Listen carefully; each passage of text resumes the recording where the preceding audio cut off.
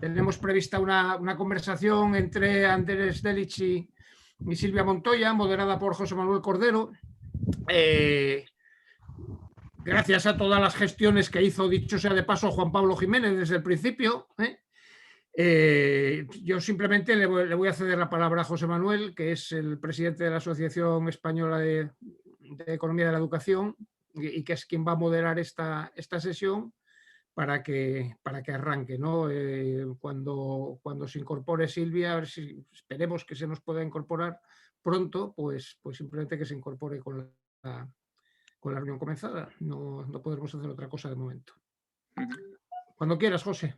Muy bien, pues nada, muchas gracias a Javier y a Juan Pablo por la invitación para participar en este conversatorio como moderador. Y bueno, pues saludar a todos los participantes que asisten habitualmente a este ciclo de seminarios de IFIL y también también participa, ¿no?, la Cátedra Iberoamericana de la Universidad de Santiago de Compostela. Bueno, pues y que he estado mirando otros conversatorios previos y veo que todo el tema de ver los efectos de la crisis, de la pandemia, bueno, pues evidentemente es un tema de actualidad y hoy lo abordaremos desde el punto de vista de la educación, ¿no? Yo creo que nos ha afectado a todos la pandemia de una manera o de otra, pero en el ámbito educativo quizá, bueno, pues ha afectado mucho más a algunas personas que a otras y las consecuencias lo van a notar mucho más, pues sobre todo los más desfavorecidos. Bueno, pues nos ha tocado a todos con la adaptación, en muchos casos a la nueva realidad, al uso de las nuevas tecnologías. Algunos no estábamos tan familiarizados con ellas y todo. Bueno, pues son temas que creo que son interesantes para comentar en la sesión de hoy. Y bueno, pues mi función aquí era moderar un conversatorio, pero bueno, a ver si la otra ponente se puede incorporar pronto. Mientras, bueno, pues agradecer a Andrés Delic su presencia hoy aquí, su participación en esta sesión. Y bueno, una breve presentación para quienes no le conozcan. Bueno, pues Andrés Delic es licenciado en Sociología, estudió en la Universidad de Buenos Aires, ha realizado una especialización en Gestión Educativa en la Universidad de San Andrés y bueno, tiene un amplio bagaje en la vida política en Argentina, donde bueno, ha participado como diputado nacional y ha llegado a ser ministro de Educación en el año 2001. Y bueno, pues desde hace 15 años, además, forma parte de la Cátedra de Sociología del CBC en la Universidad de Buenos Aires. Bueno, y complementa esa actividad docente con la gestión de la fundación del Centro de Estudios de Políticas Públicas. Realiza multitud de estudios para América Latina centrados en educación. Y hace 7 años pues trabaja y hoy bien representando, ¿no?, al Organismo de Cooperación Internacional, Organización de Estados Iberoamericanos, del que fue director en la oficina de Buenos Aires y actualmente es secretario general en la oficina de Madrid, ¿no? De hace un par de años, nos decía, ¿no, Andrés? Aproximadamente. Y bueno, pues es autor de numerosas publicaciones, de libros y artículos con diversos autores sobre temas educativos y bueno, es un gran experto para tratar este tema, ¿no? Y bueno, pues bienvenido, Andrés. Y bueno, la idea es un poco del conversatorio es, cuando tengamos a Silvia, que esperemos que se incorpore pronto, era bueno, pues ir tocando algunos posibles temas y que a partir de algunas cuestiones pues vayáis desarrollando vuestros puntos de vista sobre este tema, este título de los efectos de la pandemia en la educación o el sistema educativo, ¿no? Entonces, quizá la primera pregunta sería esa, ¿no? ¿Cuál crees que o cuáles crees que han sido los principales efectos de la pandemia por la que hemos atravesado en el sistema educativo y qué consecuencias ha tenido? Andrés. Hola, bueno, un gusto estar acá. Muchas gracias por la invitación. Gracias, José, por la presentación. Ahí veo que se conectó Silvia. Mira, pues... Por lo menos aparece el cartelito. Ahí está, ahí está. A ver. Sí. Ok. Aquí estoy, perdón, Bueno. es una confusión Vale. de agendas, perdón, muchas disculpas. Vale. No sé, José, si quieres presentarla. Sí, vale, pues la presento. Claro, es que no quería... muy Dale. bien, pues nada, gracias. Silvia, hola. Bueno, he presentado ya a Andrés Y nada, muy brevemente, pues también agradecer de tu presencia, Silvia, para participar en este conversatorio. Bueno, pues también para quien no le conozca, pues Silvia es actualmente directora del Instituto de Estadística de la UNESCO. Estás en Canadá, ¿no? Lo comentábamos antes. Estoy en Montreal, sí. Sí, en Montreal, vale, sí. Bueno, pues es el repositorio oficial de la ONU de estadísticas, pues de campos de educación, ciencia, tecnología y demás. Bueno, pues ella cuenta con una amplia experiencia, bueno, una serie de iniciativas nacionales e internacionales relacionadas con la recopilación de estadísticas sobre temas educativos. Bueno, ha sido directora general de evaluación de la calidad educativa del Ministerio de Educación en el gobierno de la ciudad de Buenos Aires.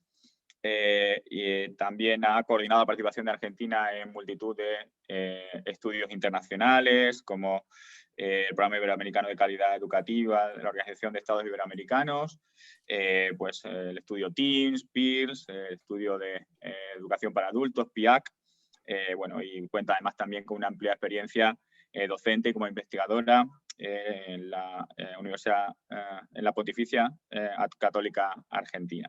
También autora de múltiples publicaciones sobre temas relacionados con la educación.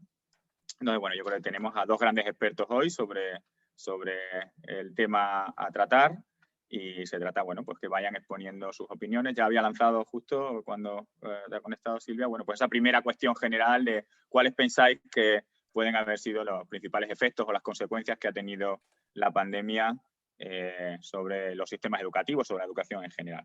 Bueno, pues como queráis. Bueno, Empezar, Andrés, ¿vale? arranco yo.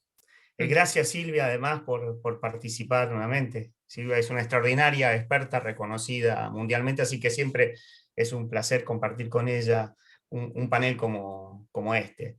A ver, la pandemia no ha terminado. En América Latina lo tenemos muy claro, incluso estamos en el pico de lo que llaman la segunda ola o tercera ola, ya no sé en qué ola estamos, pero está claro que estamos en un pico, y cuando uno mira las cifras mundiales, América Latina lamentablemente está participando en forma activa en la cantidad de casos y muertes y demás. O sea, recién yo creo que el año que viene, a mediados del año que viene, podremos tener alguna evaluación más concreta de qué nos ha dejado esta pandemia. Uno puede ir esbozando algunas cuestiones, algunos números, ¿no? Empecemos por el principio, ¿no? Cómo impactó en la región. En marzo del 2020, cuando se declaró la pandemia, en América Latina, en el transcurso de 2 semanas, como un hecho inédito, se paralizaron los sistemas educativos. Alrededor de 160 millones de chicos progresivamente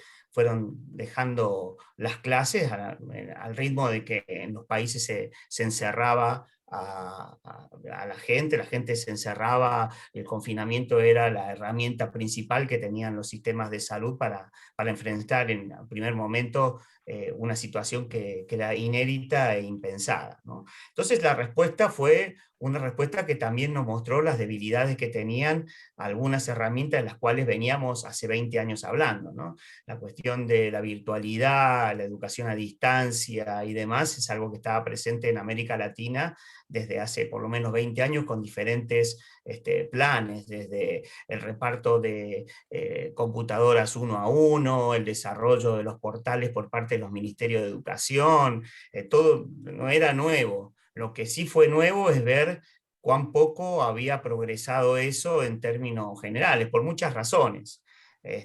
Por razones que tienen que ver con la desigualdad que también se expresaba, lo que ahora llamamos brecha digital, que también se expresa en el mundo digital, es decir, el acceso a esas tecnologías no estaba garantizado ni mucho menos en forma desigual. Ahí hay números que seguramente Silvia podrá saber mucho mejor que yo en términos de acceso a la conectividad, a computadoras, según el nivel social del cual al cual uno pertenece y según la región donde vive y demás, pero lo que quedó patente era la desigualdad, sin duda, de acceso a las nuevas tecnologías.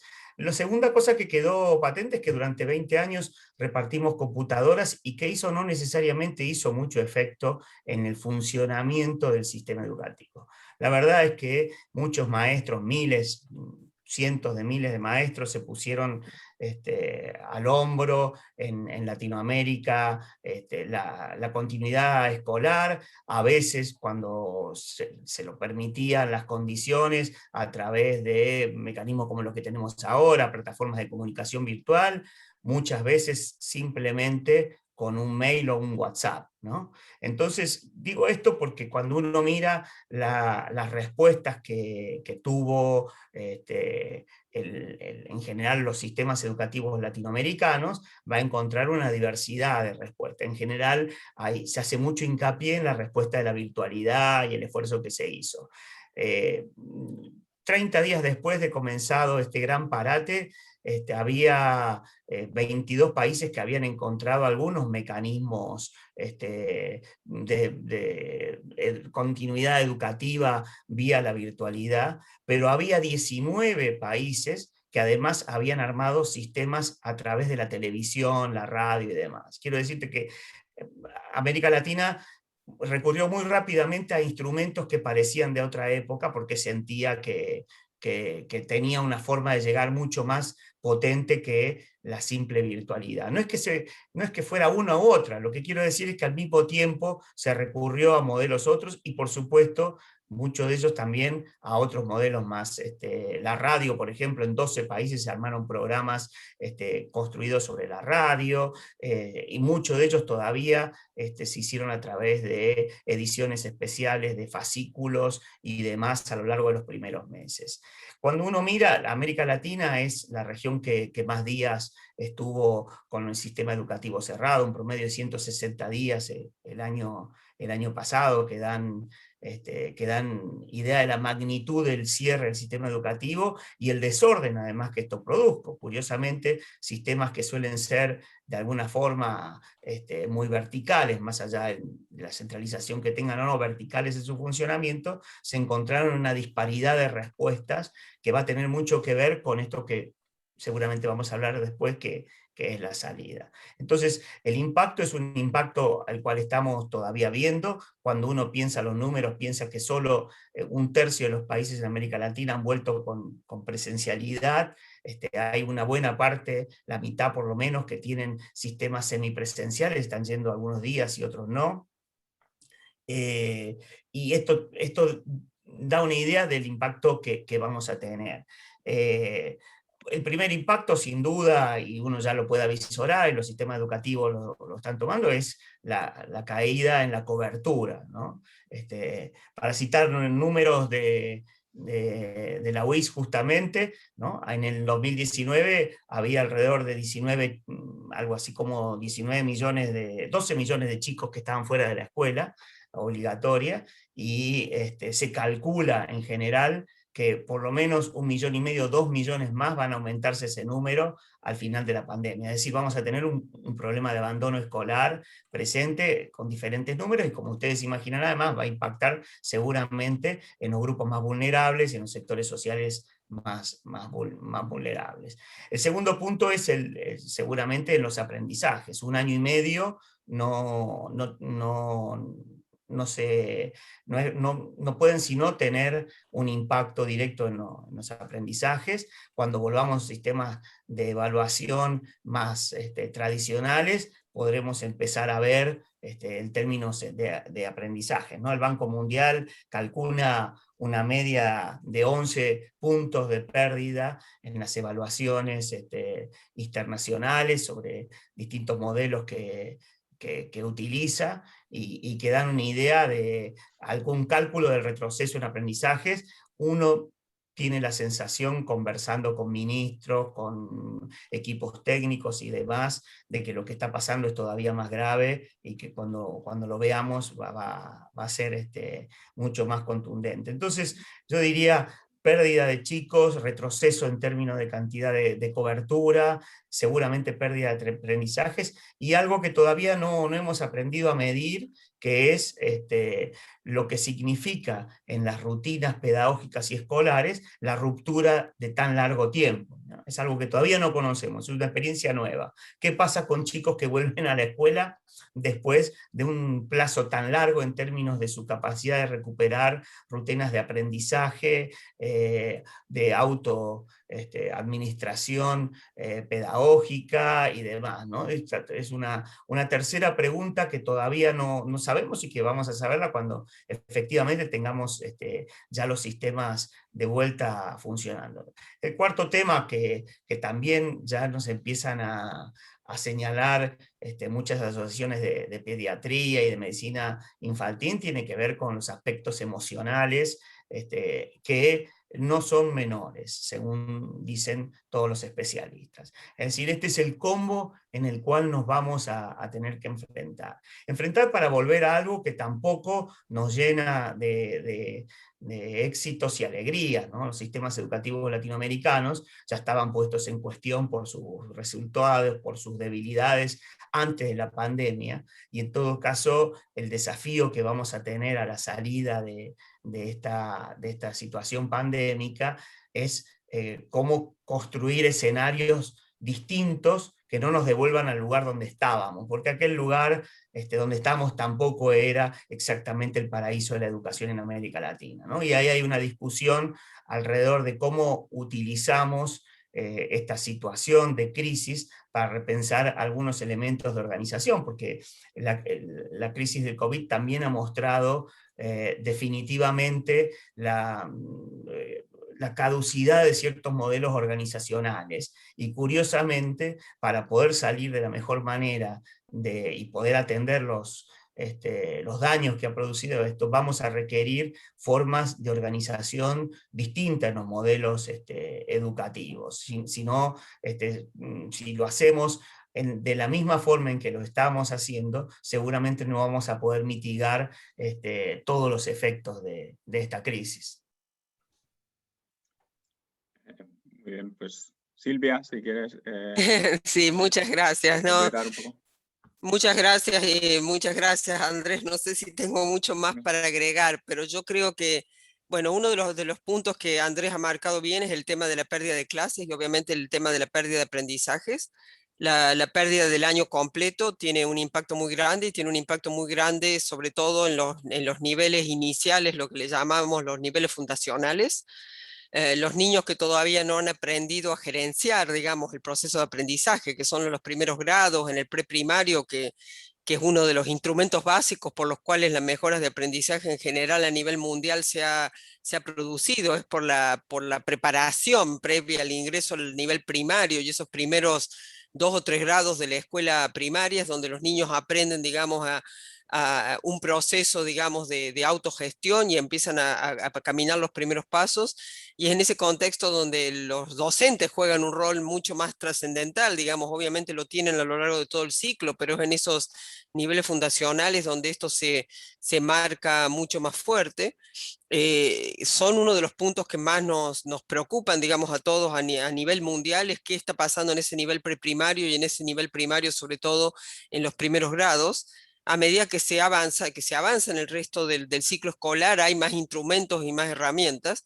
Obviamente no sabemos mucho, que es otro de los puntos que Andrés destaca, de cuáles son los efectos de los distintos mecanismos de intervención o de respuesta de emergencia para remediar el tema de aprendizaje. Sí sabemos que hay contextos socioeconómicos que son difíciles, sabemos que aún con el mismo acceso a tecnología, que no es el caso, pero aún cuando lo fuera, los padres no tenemos las mismas posibilidades de dar apoyo a nuestros hijos, dependiendo del nivel educativo, dependiendo de las posibilidades adentro del hogar. Y el tema del impacto en la salud mental y el tema socioemocional, tenemos que recordar que la escuela no es solamente para hacer una entrega de aprendizaje y donde se toma como si fuera un producto, sino que hay un tema de interacción social, hay un tema de socialización, hay un tema de aprendizaje de otras herramientas de trabajo colectivo, de trabajo en grupo, y este tipo de efectos son una de las cuestiones que que más preocupa seguramente desde el punto de vista de la situación a futuro y de la función que podemos dar. Otro de los impactos que se ha visto, que los datos nuestros de la encuesta de seguimiento de las respuestas de política educativa de los gobiernos a nivel mundial están marcando, es que solamente 1/3 de los gobiernos ha respondido de manera activa con acciones remediales o de paliación de la situación original. En realidad muchos de los ajustes se hicieron por reducir el currículum, por tratar de no agregar más cargas y por reasegurar algunos de los conocimientos y hacer uso de estas distintas tecnologías en manera combinada de acuerdo a las posibilidades de cada país, pero ha habido pocas instrumentación de herramientas de recuperación y de programas de aceleramiento que permitan hacer una recuperación de los niveles de aprendizaje. No tenemos que olvidar que los docentes también han sido dramáticamente afectados en este proceso. Han tenido que seguir organizándose para hacer el servicio educativo, muchas veces sin tecnología. En muchos de los países sabemos que se han dado accesos a través de teléfonos móviles que son incluso de propiedad de los docentes, porque no en todos los países tienen acceso, con todas las dificultades que eso plantea desde el punto de vista del manejo del sistema educativo y del sistema de aprendizaje. Entonces yo creo que el impacto masivo es realmente grande, y un impacto, una oportunidad por supuesto grande de repensar el sistema educativo, pero la realidad es que las estimaciones que tenemos de pérdidas de procesos de aprendizaje, en realidad el cálculo que se hace es que por cada mes que se ha perdido de clase presencial, se pierde el equivalente a 2 meses de capacidad de aprendizaje, o sea que realmente estamos esperando que el impacto sea importante. Por supuesto que el impacto se puede paliar con acciones concretas, pero como sabemos y como Andrés remarcó, todavía estamos en el medio del proceso. Entonces creo que eso es importante de saber. Y el otro tema que es importante de tener en cuenta es que de alguna manera tenemos que intentar conocer cuáles son los niveles de aprendizaje y cuáles son los lugares y los sitios en cada una de las áreas, sobre todo en lengua y matemática, que son las básicas, donde los alumnos se encuentran después de este proceso. Pensar en tener métodos de diagnósticos que permitan a los gobiernos hacer acciones que sean mucho más precisas para poder acompañar el proceso de recuperación. Sin algún nivel, aunque sea en forma muestral, en forma de distintas herramientas de conocimiento de cuáles son los puntos y el impacto de la pandemia en los distintos grupos, es muy difícil hacer un uso eficiente de los recursos. Entonces creo que es bastante difícil de gobernar el sistema educativo en este momento, porque hasta los procesos de recolección de datos se han hecho muy difíciles en el medio de esta situación. Antes íbamos a la escuela, preguntábamos a los directores cuántos alumnos había, en qué grados, de qué edad.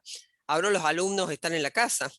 Las herramientas de recolección de datos son diferentes, entonces tampoco podemos tener herramientas tan claras de monitoreo y seguimiento, a menos que pensemos y repensemos también los métodos de recolección de datos y el sistema estadístico para poder servir a las decisiones políticas a las decisiones de política educativa. Entonces eso era algunos de los puntos que quería agregar a los que Andrés ya señaló. Gracias. Yo creo que se han puesto encima de la mesa muchos temas interesantes, el tema de la pérdida de aprendizaje, alguna cuestión relativa a la equidad, el tema del acceso a nuevas tecnologías. Bueno, yo creo que podemos ir a lo mejor desgranando algunos de estos temas. Y yo, bueno, pues quedarme con uno de los que se ha comentado ahora al final, lo apuntaba Silvia, el tema de poder medir esa pérdida, ¿no? El hecho de decir que ahora mismo es muy difícil de medir, pero precisamente como ella tiene experiencia en el ámbito de las evaluaciones internacionales, he estado viendo que PISA, por ejemplo, se ha pospuesto a 2022, por eso mismo, ¿no? Porque el procedimiento no se puede implementar en 2021, pero he visto que PIL sí que tiene pensado en 2021 evaluar, bueno, pues si sabe exactamente cómo se va a hacer esa recopilación de datos, si eso realmente va a ser comparable con otros años, ese análisis. Ahí sí que se podrán hacer estimaciones quizá más precisas de la pérdida que se ha ido produciendo, ¿no? Bueno, muchas gracias, José Manuel. Es una pregunta realmente muy interesante porque vemos a su vez que muchos países están suspendiendo de alguna manera los sistemas de medición ahora en este año Claro. 2021, que uno entiende la presión en los sistemas educativos, pero por el otro lado, desde el punto de vista de poder responder mejor, algún dato hace falta. Entonces creo que hay que pensar. Desde las evaluaciones internacionales ha habido distintas experiencias, o sea, como bien lo has dicho, PISA estaba planeado en su ciclo de 3 años, cada 3 años para el 2021. La OECD tempranamente el año pasado anunció el posponer al 2022, así que siguen de adentro del ciclo. La mayoría de los países, sobre todo en el contexto de los países de altos ingresos, están en general han tendido a tener, como la mayoría ahora, las escuelas abiertas en alguna modalidad y tener los estudiantes en la escuela. Pearce está planeado para comenzar la recolección efectivamente en la segunda parte del ciclo.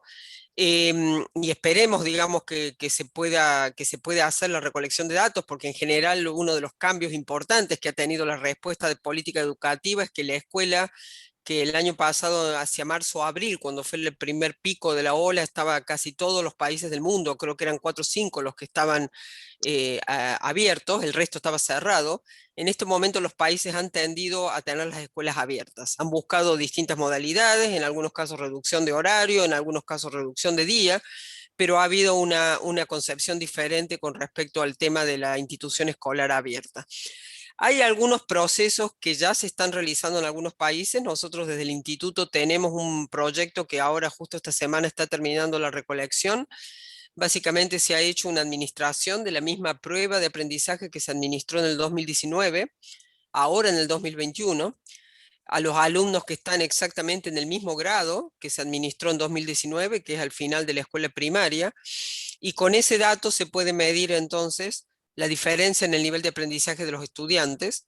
Pero también estamos haciendo preguntas que son específicas a este contexto de pandemia, preguntas que tienen que ver con los aspectos socioemocionales, preguntas que tienen que ver con las estrategias de estudio que los estudiantes están utilizando en este contexto y a los medios de aprendizaje que están utilizando.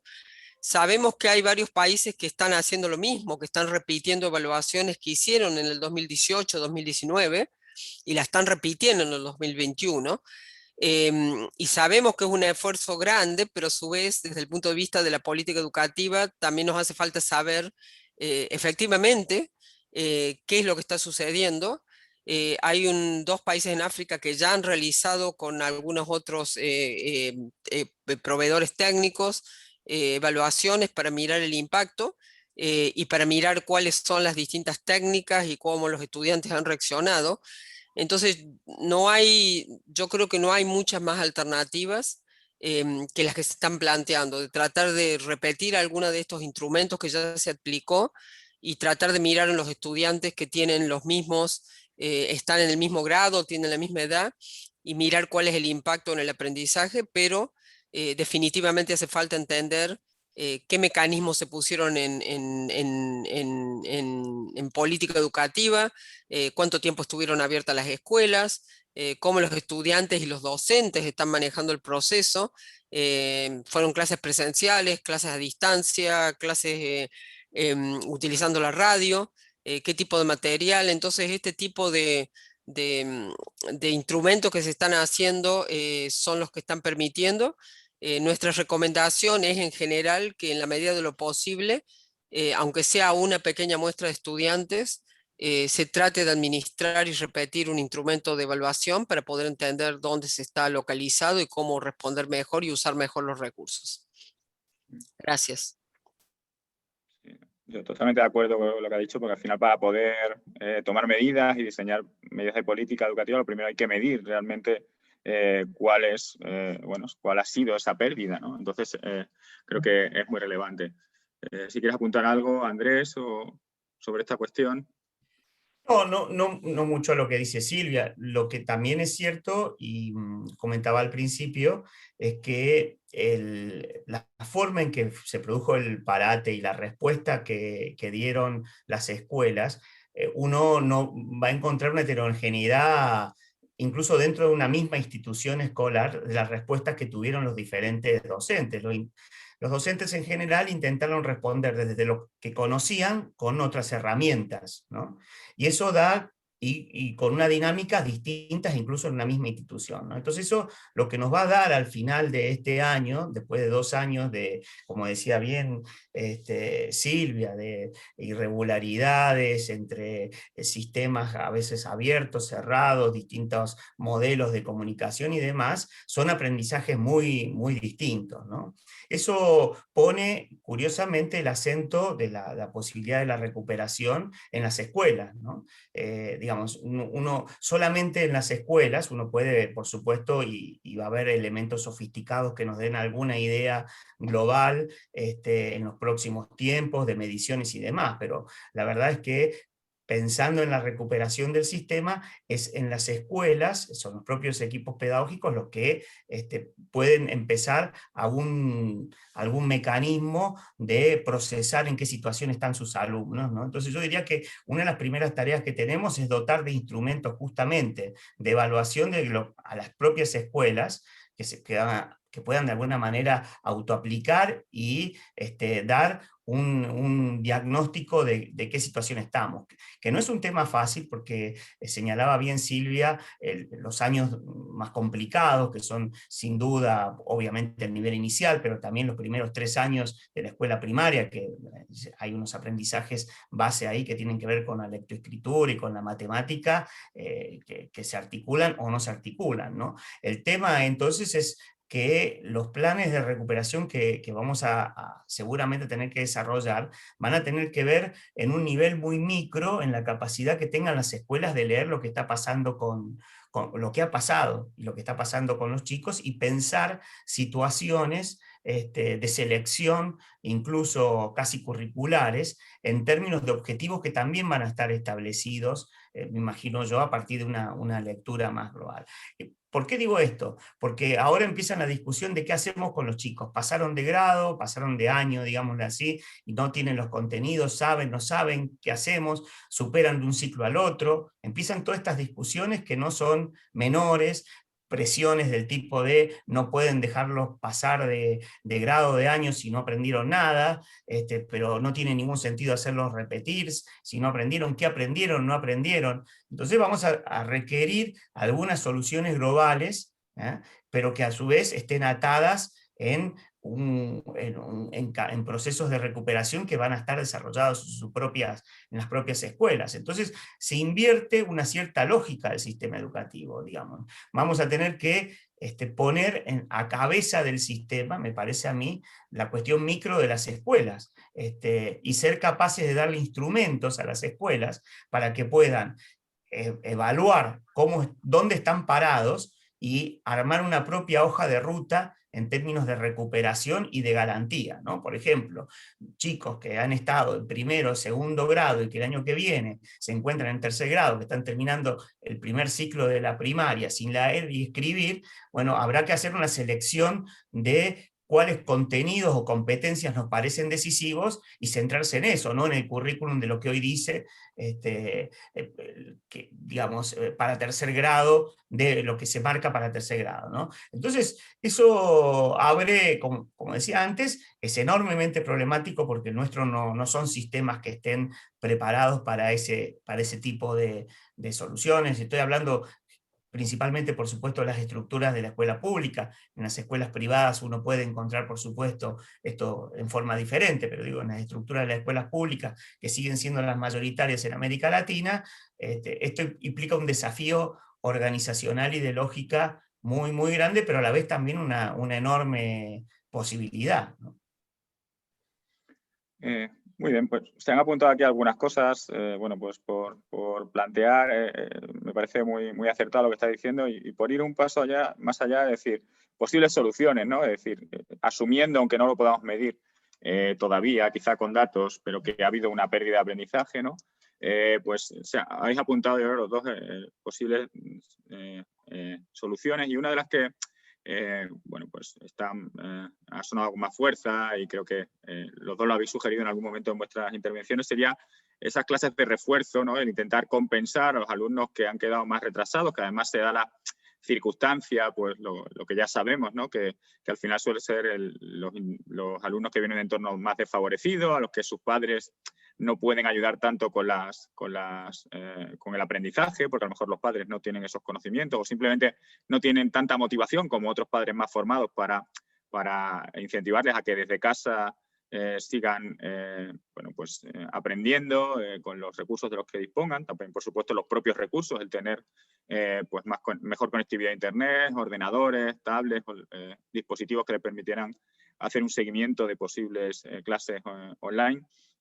Bueno, pues como una posible solución, esa idea de fomentar las clases de refuerzo para que los alumnos que no hayan alcanzado unos ciertos conocimientos básicos, sobre todo se apuntaba en matemáticas, lectura, en las etapas principales. ¿Cómo veis esa posibilidad de establecer algún programa de refuerzo? En España existía un programa PROA que se estuvo implementando y que, bueno, pues que algunos autores han planteado su recuperación.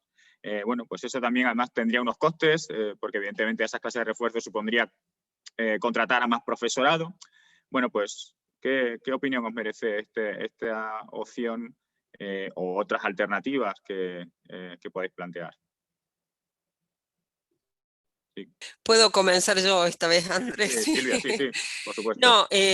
No, yo creo que ese es el camino hacia adelante, digamos, de tener que pensar en clases de aceleración o clases de apoyo, o en algunos casos clases básicas. Como Andrés señalaba, yo creo que en algunos casos los problemas son masivos, sobre todo a veces en algunas escuelas que están dedicadas a niños en determinadas situaciones. El tema de gasto, como bien lo dice, es la clave de esto. En algunos casos las clases de refuerzo incluso van a ser clases acerca de los contenidos básicos. Creo que hace falta una revisión de esto dentro del currículum, de cuáles son los componentes básicos, lo que son fundacionales y a identificar los mecanismos que hace falta para ponerlo en práctica, pero definitivamente no es posible sin incrementar los costos, porque en sí los docentes ya tienen recargada la agenda, los que ya estaban en gestión tienen recargada la agenda con el tener que gerenciar clases presenciales y clases a distancia. Yo creo que eso no va a cambiar, por lo menos dada la realidad de las condiciones, no sé, de la tercera, cuarta, depende en qué lugar del mundo estemos, dónde van las olas de esta pandemia, que parece que aparecen variantes y se hace complicado el tema. La realidad es que hace falta una inversión en más recursos docentes por soporte a los docentes que están, porque ya hay un desbordamiento en el sistema. Nosotros vemos que solamente un cuarto de los países que han contestado que es representativo mundial dicen que han invertido algunos recursos extras en el tema de docentes. Y por eso creo que hay que hacer un pedido, una consideración, que esta también es una parte importante del manejo de la pandemia, es el incrementar las posibilidades educativas de estos niños, y que creo que el gasto en educación tiene que incrementarse como para cubrir estos componentes. Cuando vemos el comportamiento de los gastos en educación y la proporción, vemos que en realidad mucho más positivamente que lo que uno hubiera pensado, los gobiernos han tendido a sostener. Sabemos que el componente personal es muy importante, pero sin esa inversión extra da la sensación de que no va a ser posible hacer que esto sea un poco más fácil, y sobre todo que se consideren los temas de equidad. El tema de equidad se ha hecho mucho más difícil con el tema de la pandemia. Lo que eran diferencias ahora se van a hacer mucho más amplias. De uno de los dos países en África que he visto resultados de evaluaciones, el tema de la distancia entre los niños de clase más elevada, que tienen el acceso a tutores privados, que han establecido redes y que tienen acceso a tecnología, y los que están en sectores menos favorecidos, se ha incrementado en más del 30%, y eso no me sorprende desde el punto de vista de los resultados.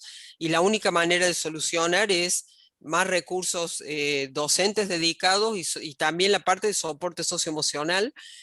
uno ha visto que en muchos de estos programas dedicados a sectores con más necesidades hay también un instrumento de soporte emocional o hay un componente que es importante en el manejo del aprendizaje, que creo que no la tenemos que perder de vista. Se ha hecho bastante más complicado. Entonces yo creo que el pensar en clases de remediales o en clases de aceleración es una parte importante de la tarea, pero obviamente sin pensar en incrementar el gasto se hace muy difícil pensar que se pueda ir hacia adelante con esa estrategia.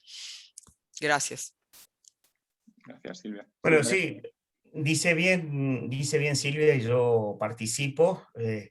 Quien está en educación, en cualquier conferencia en que esté, siempre hay un momento en el cual pide más dinero. Así que cumplo ahora con esa tarea de decir que vamos a tener que invertir más dinero, como bien dijo Silvia, si queremos remediar alguna de las situaciones que tenemos. En general, en las políticas educativas, todas estas situaciones son llamadas como programas remediales, ¿no? A remediar una situación digamos, una situación especial que se dio en América Latina. Conocemos, los sistemas educativos muchas veces han estado parados 10 días, 20 días, huelgas, y uno piensa cómo recuperan los chicos eso, y hay programas remediales que se llaman. Nunca estuvimos en una situación como esta, ¿no?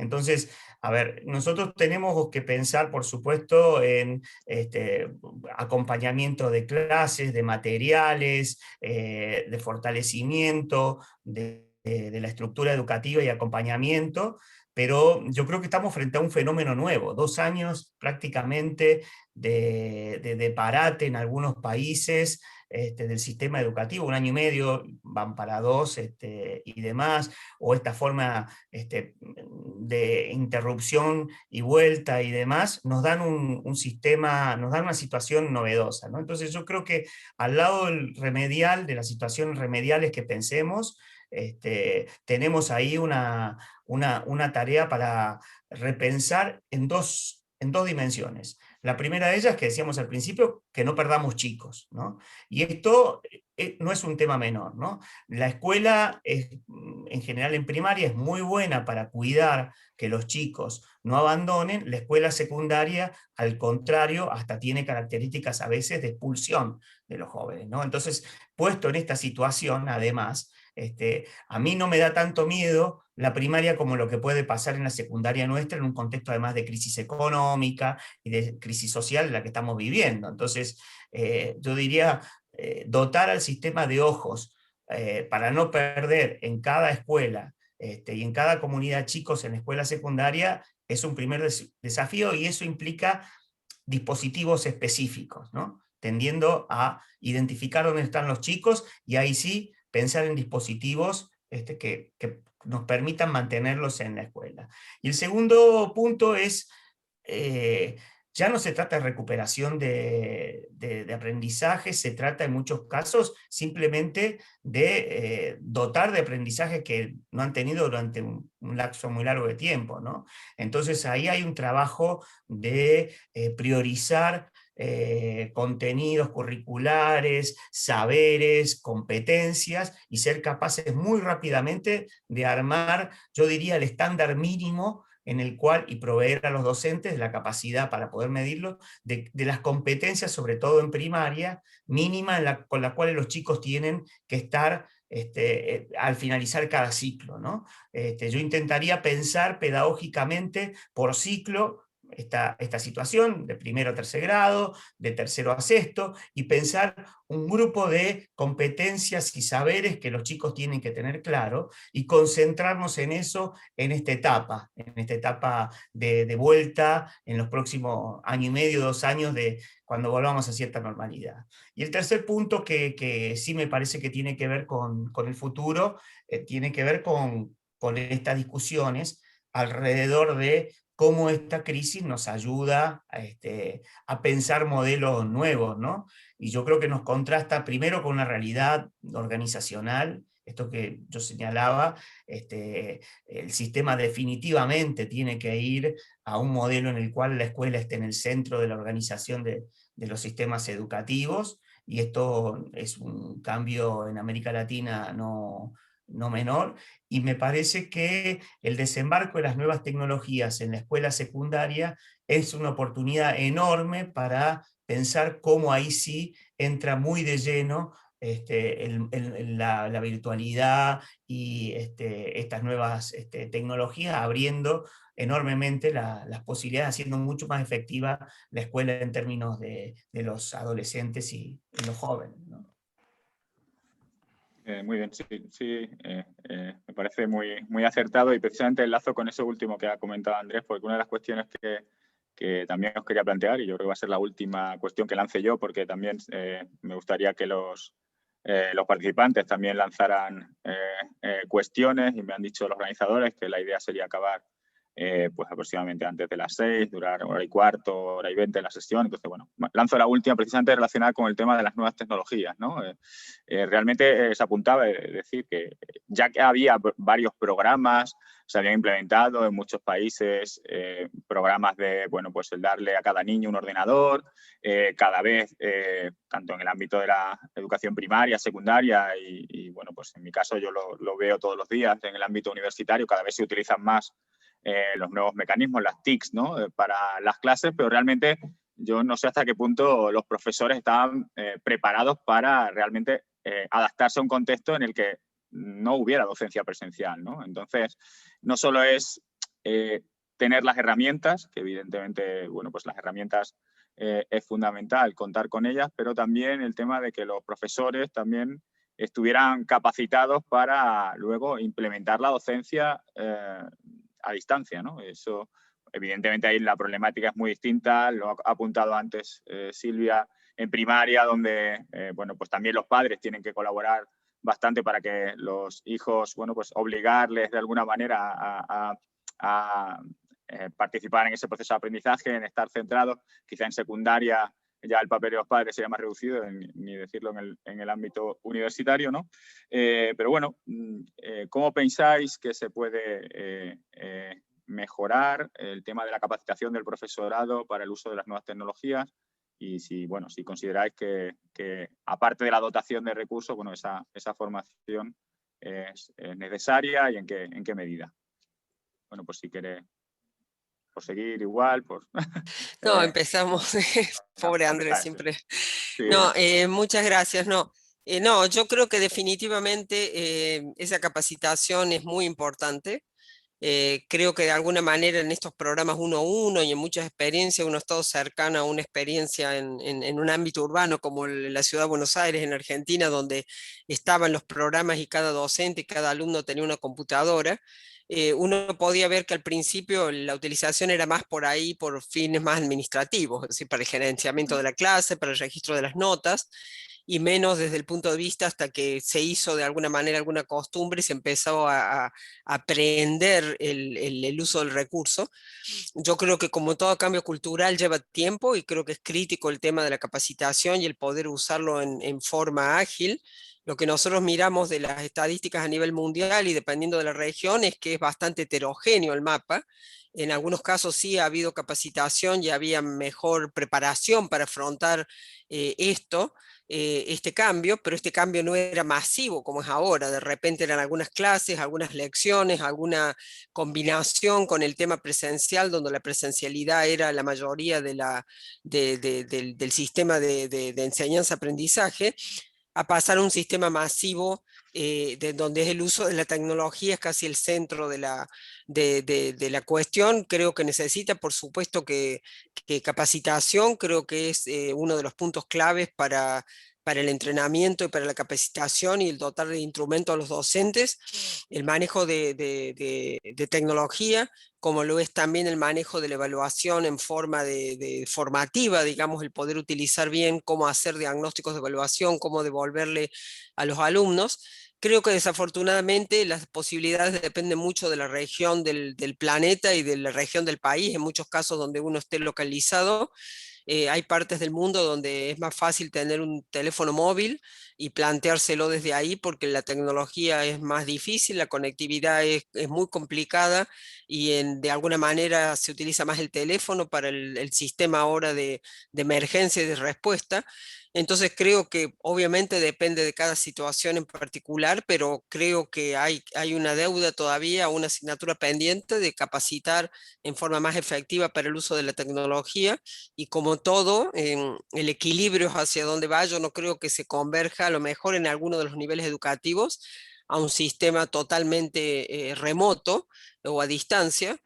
A lo mejor a medida que uno va en el ciclo más alto, pero creo que en el nivel primario y secundario todavía la solución, o de alguna manera la forma más efectiva, va por alguna combinación de instrumentos de presencialidad y a distancia dependiendo del nivel. Pero definitivamente la capacitación ha aparecido como resultado de este proceso como algo que es una asignatura pendiente y necesita mucho más inversión y atención. Gracias.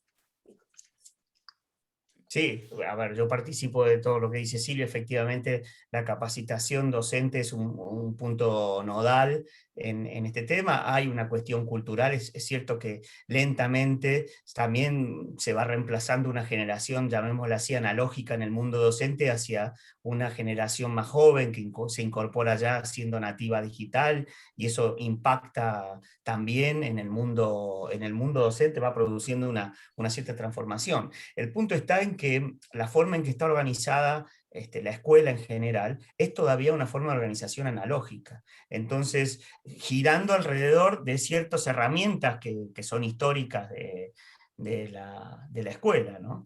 Entonces, ahí hay un punto para pensar, ¿no? Para que los pedagogos piensen y para que quienes hacen las políticas públicas piensen en términos de cómo deben organizarse la escuela con una presencia mayor de todo lo que son estas nuevas tecnologías. Cuánto ponemos en el currículum y empujamos para que sea parte del currículum escolar, de qué manera, por supuesto, le damos herramientas a los docentes en este sentido.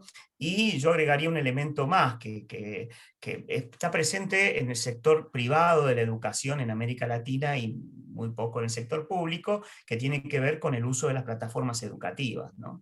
Las plataformas educativas en las instituciones educativas suelen ser un organizador muy importante en términos de empujar esta nueva presencia del mundo digital, que no se expresa solamente en la virtualidad, porque yo coincido con Silvia, los beneficios de la virtualidad dependen mucho del ciclo educativo en el cual estén los chicos. Yo lo recomiendo muy poco para la escuela primaria, o me parece, tendría mis dudas para la escuela primaria, y creo que en la escuela secundaria es un disparador de oportunidades para abrir la escuela secundaria enorme. Digo, porque nosotros, la escuela secundaria, es muy difícil meter toda la realidad del mundo social dentro de la escuela y formativo profesional, ¿no? En cambio, uno puede pensar eso con la escuela como una plataforma a ese mundo a partir de la virtualidad, ¿no? Entonces, ahí uno enfrenta ya problemas no solo de la formación docente, sino también de la forma en que tiene organizadas las instituciones y cómo hace funcionar la escuela, ¿no? Entonces, en ese sentido, es que la pandemia también es una oportunidad para repensar modelos organizativos de la escuela y de los sistemas, ¿no? Por supuesto pasa por la formación docente, pero también pasa porque seamos capaces de rearticular la escuela sobre este nuevo fenómeno del mundo digital. Muy bien, muy buenos apuntes en esta línea. Bien, pues yo creo que bueno, pues llega el momento de abrir un poco, no sea yo el que plantee las cuestiones. Bueno, pues cualquiera de los asistentes, yo creo que se podía hacer a través del chat, pero como estamos pocos, yo creo que a lo mejor es más fácil dar la palabra a quien quiera hacer alguna pregunta a los ponentes. Sí, Juan Pablo. Bueno, primero que nada, buenos días y bueno, felicitaciones a los ponentes, la verdad que de lujo la presentación. No, bueno, en la Asociación Iberoamericana de Financiación Local no va a faltar la pregunta, ¿no? Sobre, a ver, teniendo en cuenta lo altamente descentralizada que es la provisión de educación en varios países de la región, y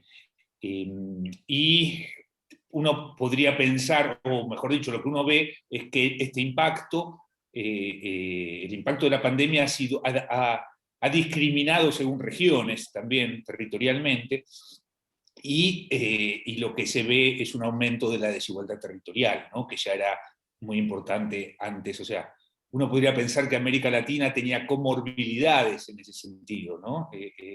Entonces, la pregunta es, bueno, ¿qué han hecho los países en ese sentido? ¿Qué es lo que ustedes ven que han hecho los países? Y dentro de esa idea de este criterio de compensación que ha estado de alguna manera presente en lo que ustedes esbozaron como futuro, ¿qué imaginan en términos intergubernamentales? ¿Qué imaginan en términos de coordinación y compensación intergubernamental? ¿Algún mecanismo de igualación? Bueno, esa pregunta iba a aparecer, indudablemente.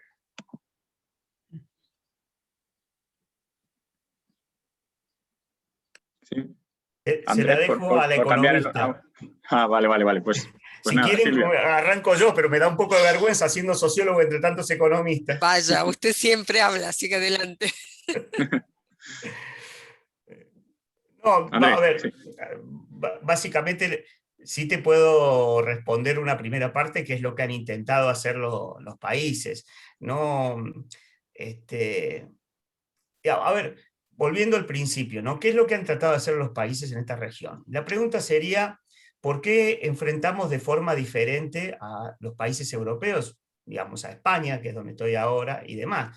Bueno, por obvias razones, porque cuando uno mira la incidencia del virus, ¿no? Uno dice, América Latina es el 8 y pico, 9, no sé si llega al 9% de la población, pero tiene el 20% de los casos, ¿no? de coronavirus, ¿no? Cuando uno mira la repercusión que está teniendo en América Latina el coronavirus, uno dice, bueno, se ensañó especialmente con la región latinoamericana, que es el clima, ¿no? No, es lo que ustedes saben y todos conocemos, es una de las regiones más desiguales del mundo, con enormes debilidades en términos de sus aparatos estatales y sanitarios, ¿no? Entonces la respuesta que da es la respuesta que tiene más a mano, en el caso de los sistemas educativos, cerrarlos y tratar de responder a esta situación con recursos fiscales escasos. Ustedes conocerán más que yo estoy tal vez demasiado influido por la experiencia argentina, donde la escasez de recursos hizo que se administrara para unos programas de forma importante, pero cuando uno no mira en el conjunto de la región no llega a ser tan importante lo que se volcó, ¿no? Y eso tiene que ver con las posibilidades sanitarias y de recursos que teníamos y demás, ¿no? Entonces, me parece que en general, al mantener las mismas formas de financiamiento general que los países han tenido al interior de unidades centralizadas y demás, lo que hacen es seguramente fortalecer estas desigualdades que tenían previos a la aparición de la pandemia, porque programas de compensación del tamaño que estamos hablando no compensan desequilibrios en la inversión y en el reparto de los recursos que hubiera antes entre las distintas unidades de un propio intraestatales, digamos, entre estados nacionales y los estados provinciales, en el caso, por ejemplo, de provisión de servicio educativo. Así que, en términos generales, uno diría, los resultados son que se han mitigado con algunos programas ciertas situaciones puntuales, pero no ha cambiado la lógica con la cual funcionaban el reparto de responsabilidades y financiamiento de los sistemas educativos, ¿no? Como primera reflexión. Ahora, el segundo punto que te diría es una pregunta más bien al revés desde el mundo educativo a los economistas, ¿no? ¿Qué espacio va a haber para que esto cambie en los próximos años, ¿no? ¿Se saldrá de esta crisis alguna forma de financiamiento distinta que tome como variable las disparidades regionales en el servicio de educación y demás? Bueno, donde estamos parados hoy, uno puede ser razonablemente escéptico sobre que eso vaya a pasar en el corto y mediano plazo, ¿no? Ahora, no es una cosa que se responda desde el mundo educativo fácilmente, ¿no? Yo no veo que vaya a haber, en conclusión, cambios muy sustanciales en la forma en que se financia la educación. Me imagino programas remediales, como decimos, que de acuerdo a las capacidades fiscales que tengan, podrá sí alterar alguna forma de reparto tradicional de los recursos al interior de los sistemas, pero no veo que esté ahí una clave necesariamente en términos de cómo pensar los cambios en el sistema educativo. Por supuesto, me encantaría que alguien me dijera: quédate tranquilo, Andrés, después de la pandemia tenés 3 puntos del PBI para arreglar los temas educativos de tal país. Pero me da la impresión que no me va a pasar eso, que no nos va a pasar eso, que vamos a tener que arreglar con mucho menos recursos que esos y con mucho más imaginación y centrados en las transformaciones que sí se pueden hacer, que son importantes hacer en el sistema educativo, y las lecciones que nos deja al sistema educativo la pandemia, más allá, por supuesto, de la crónica falta de inversión educativa, ¿no? Bueno, no creo que pueda agregar mucho más a eso, pero creo que el ejemplo de incluso con el COVAX y la distribución de vacunas a nivel de salud está mostrando claramente los límites que tenemos en la solidaridad a veces con respecto a la situación de los que están en situación territorial o de económica que es diferente. Yo creo que eso no va a cambiar tampoco mucho, adhiero a Andrés en ese punto. Lo que sí he visto en punto de los mecanismos de emergencia de enseñanza-aprendizaje, sí que muchos países han buscado, y lo veo incluso acá en Canadá, que uno hubiera pensado, lo arreglamos todo a distancia, ponemos un mecanismo a distancia de enseñanza y todo lo demás. Ha habido mucha atención a mirar, dependiendo de la situación de los colectivos o de la zona rural o urbana, cómo resuelvo el tema. Entonces ha habido una combinación de incluso volver a mecanismos que uno diría más tradicionales o analógicos en la terminología de Andrés, donde de repente a las zonas rurales se envía mucho material impreso, muchos ejercicios a la usanza de lo que era la época de cuando hace un montón, muchísimas décadas atrás, éramos nosotros, comenzábamos nuestra escuela primaria, y el tipo de material de ese tipo, combinados con métodos mucho más sofisticados de despacho, digamos, de las clases por sistemas de uso de teléfono, de uso de tecnología, pero uno también ha mirado que eso no ha sido el único caso. Este tema que Andrés se saltaba, algunos la radio, el otro la televisión, creo que ha habido mucho esfuerzo por pensar cuál es el mejor mecanismo. A lo mejor se prestó más atención al tema geográfico que al tema nivel de ingresos, que es más difícil, porque a veces en una misma escuela tenemos una variedad de situaciones para atender, entonces se complica más la adecuación. Pero creo que desde el punto de vista de alguna manera de la política educativa, sí ha habido un esfuerzo de pensar después del shock inicial en cuál es la mejor manera y cómo tratar de compensar mejor a la situación desde el punto de vista de la resolución de este tema de compensaciones de ingresos y temas fiscales que Juan Pablo obviamente tenía que preguntar. Yo soy más escéptica, creo que caen en un plano político que va afuera de la política educativa también. Gracias. Bien, tenemos aquí una pregunta a través del chat que ha realizado Juan Di Blasi, que os la transmito por si no la habéis visto. Bueno, pues pregunta por las acciones concretas que se han implementado en los países con la idea de fortalecer a los docentes en el contexto de pandemia. Si podéis comentar experiencias que conozcáis sobre...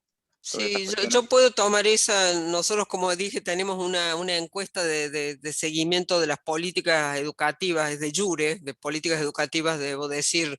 No tenemos chequeos si se han implementado algunas, pero sí hay remisión a plataformas y cuestiones de este tipo que nos hacen claros que eso ha pasado. Es que en muchos países sí se ha implementado, y la verdad que ha ido creciendo a través del 2020 hasta este 2021, de establecer casi el 30-35% han establecido mecanismos de apoyo socioemocional, de darle entrenamiento para herramientas, digamos, de manejo, no solamente de gestión de los alumnos, pero de gestión de su sus propias dificultades, ha sido muy desestructurante para todos el proceso. Entonces, obviamente, en el caso del docente más, porque no solamente es el gerenciamiento propio de su núcleo familiar, sino también el gerenciamiento de los alumnos. Ha habido cuestiones de capacitación y de entrenamiento, si se han implementado en casi la mitad de los países, por lo menos de los que nos han contestado en las encuestas. Por supuesto que cuando el nivel de ingreso del país baja, es más raro ver este tipo de políticas, y eso ha hecho la equidad todavía más comprometida.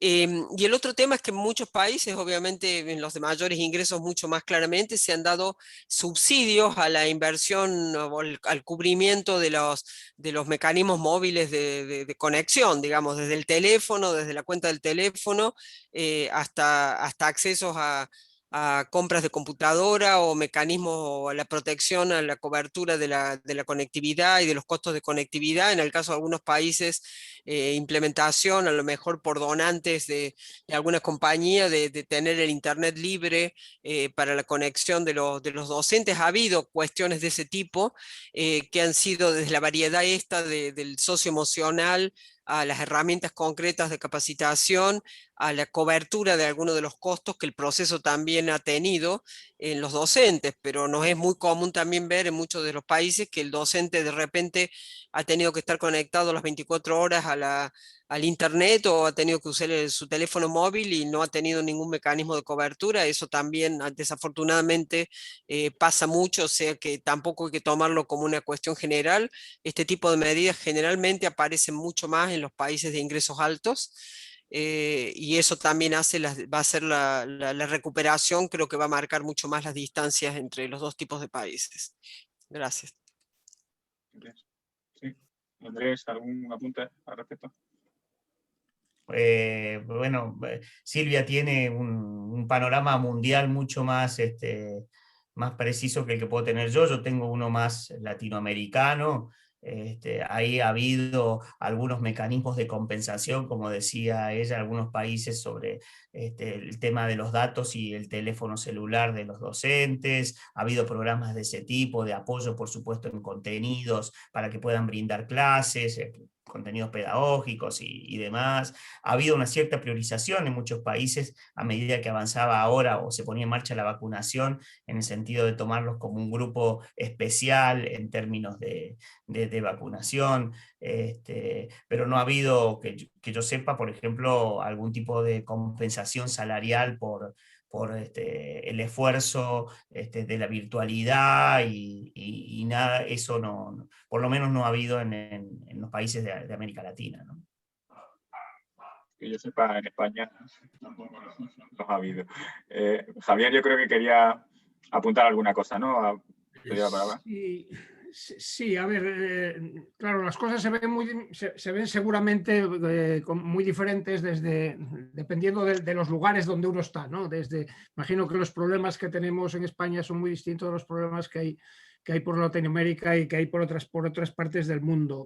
Y al hilo de lo que comentaba antes Juan Pablo también, bueno, se nos nota que somos AIFIL, ¿no? que somos una asociación dedicada a la descentralización, a temas digamos, de gestión pública descentralizada. Y desde aquí vemos cómo, bueno, pues el hecho de que se descentralice la organización o la gestión de la materia educativa, de que sean gobiernos locales o gobiernos territoriales los que incluso lleguen a organizar currículos diferentes, etcétera. De un lado puede parecer que genera inequidades, que agranda las inequidades o que hace que sean muy diferentes digamos, los planteamientos entre unos territorios y otros, incluso por razones ideológicas, de que algunos pues tiendan a fomentar más a las escuelas privadas o los organismos privados de educación, mientras que otros se preocupen más por lo público, etcétera. Pero el punto es, estos asuntos institucionales, estos asuntos que tienen relación con quién organiza, quién se ocupa de la organización, por supuesto de la financiación, pero también de la organización de los espacios educativos, hay los economistas nos gusta medir, nos gusta jugar con datos. Entonces me gustaría aprovechar que tenemos aquí a Silvia para que nos contara un poco si el tipo de información que pudiera haber, o sea, el nivel de desagregación de datos que pudiera haber bueno, pues para hacer estudios de este tipo, ¿no? Me gustaría un punto sobre esto. Y luego, aunque esto no tiene nada que ver con lo otro, ya vinculado al tema de la pandemia, un asunto que aquí, por ejemplo, está preocupando un poco ahora mismo es el tema de la relajación, sobre todo en determinados niveles de educación, no tanto en primaria, pero sí quizás más en secundaria y también incluso en universidad, el tema de la relajación de exigencias que pueda venir vinculado a la salida de la pandemia, ¿no? Es decir, la idea de decir, hemos estado 2 años en unas malas condiciones, pues bueno, vamos a ser un poco, digamos, más flexibles con los objetivos, digamos, de evaluación, en el sentido de que, bueno, pues podamos hacer que la gente vaya evolucionando, creciendo, subiendo de cursos, sin pasar los requisitos de exigencias que hubiera habido en otros momentos, cosas que pueden parecer, por una parte, razonables, ¿no? Pero por otra parte también, digamos, pensar un poco cómo casa eso con la cultura esta de primar el esfuerzo, de incentivar el esfuerzo de las personas, ¿no? Me gustaría saber vuestra opinión. En este caso la pregunta va más quizás para Andrés como sociólogo, pero me gustaría un poco que me comentarais un poquitín estos 2 puntos. Muchas gracias. No sé, Andrés, empezás vos. Bueno, empiezo yo en la parte que me toca. Te dejo los Sí. números y las estadísticas para vos, de qué datos pueden contar a nivel de descentralización por parte de las evaluaciones. Me imagino que es este tipo de información que estás pensando, Javier, ¿no? Informaciones en educación en general abiertas a evaluaciones y demás, hasta dónde se pueden abrir, ¿no? Pero bueno, dejo eso para Silvia y tomo esta última parte tuya, que es muy interesante, que es una discusión social de siempre alrededor de qué hacemos en estas circunstancias y si dejamos pasar a los chicos o no, o somos exigentes y cómo somos exigentes, ¿no? Y te agregaría un tercer tema que en la cultura latinoamericana está presente, que es la conversación de ¿y por qué no medimos lo que los chicos aprendieron fuera del currículum en este año y medio y damos alguna forma de evaluación de eso que uno no lo escucha acá en España, pero lo escucha mucho en muchos países de América Latina, ¿no? A ver, la verdad es que como han actuado en general los sistemas, es a relajarse y a dejar pasar los alumnos. Incluso sabiendo que eso genera un gran conflicto social, ¿no? Yo no voy a decir con qué comunidad de acá de España me tocó conversar con el responsable de educación y me dijo no hay ninguna resolución que diga que tienen que pasar todos el año pasado, en medio con la pandemia en junio, pero es la señal que hemos dado y que han interpretado correctamente. Y cuando mire los números de aprobación del año pasado de España y los alumnos que se presentan incluso a la EBAU y a los exámenes universitarios, vas a ver que ha crecido considerablemente, ¿no? Es una forma de responder a una situación de crisis y demás que tiene su sentido y que sería socialmente muy, muy complicado mantener las mismas reglas digamos, para hacer que seguramente si lo hiciéramos o lo hubiéramos hecho el año pasado en junio, muchísimos chicos hubieran suspendido una gran cantidad de materias, hubieran tenido que volver a repetir y demás, ¿no? Entonces hay toda una corriente muy fuerte que dice que en general está demostrado lo poco que les sirve a los chicos repetir el año y entramos en una discusión si querés más pedagógica y demás. Yo tengo una posición en la cual creo que que no es el caso de España porque el parate fue relativamente corto, ¿no? Quien está parado en Madrid para hablar sabe que se paró de marzo a junio, pero este año de septiembre a junio prácticamente hubo clases, salvo la tormenta Filomena, creo que hubo clases todos los días en la mayor parte de las escuelas, ¿no? En América Latina es distinto, tenés parate de 160 días de pérdida, un año completo y demás, ¿no? Entonces ahí el punto es cómo sabemos entender exactamente lo que se requiere para un chico de determinada edad y consecuentemente le pedimos a la escuela que recupere esas competencias y esos contenidos y medimos eso, ¿no? Porque estamos en una situación excepcional. Entonces, tomar evaluaciones alrededor de un currículum que tampoco la escuela ha brindado con los alumnos y al cual le ha pasado además la mitad de la responsabilidad a la familia, a la casa, es una complicación. Ahora, también es cierto que para superar ciertos ciclos, por eso yo decía no pensar en años, sino pensar en ciclos. Para superar ciertos ciclos hace falta tener muy claro algunas competencias y yo te diría incluso mejor de lo que la estábamos resolviendo antes de la pandemia, donde muchos de esos chicos pasaban sin tener incluso esas competencias, ¿no? Entonces digo, aprovechemos la pandemia y pongamos en claro que un chico, por ejemplo, que termina tercer grado, tiene que poder saber leer y escribir en forma de corrido. Y esto que puede parecer una obviedad, no la es en América Latina cuando mirás las evaluaciones, por ejemplo, de sexto grado, de matemáticas, donde el 45% no llegaba antes de la pandemia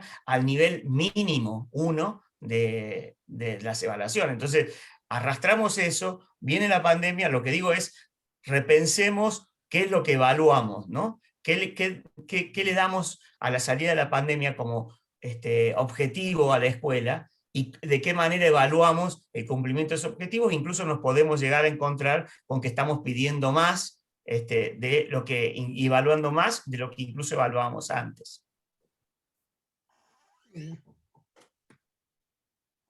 Yo voy a agregar un poco, no soy socióloga, soy economista, pero voy a agregar un poquito sobre lo que dijo Andrés con algunas de los temas que han aparecido ahora. La mayoría de los sistemas han bajado, incluso los países que en la tradición anglosajona y en muchos países también de los francofonos hay un examen de final de ciclo primario y secundario como una tradición, han reducido los contenidos de esos exámenes justamente para habilitar la promoción de un número mucho mayor de estudiantes.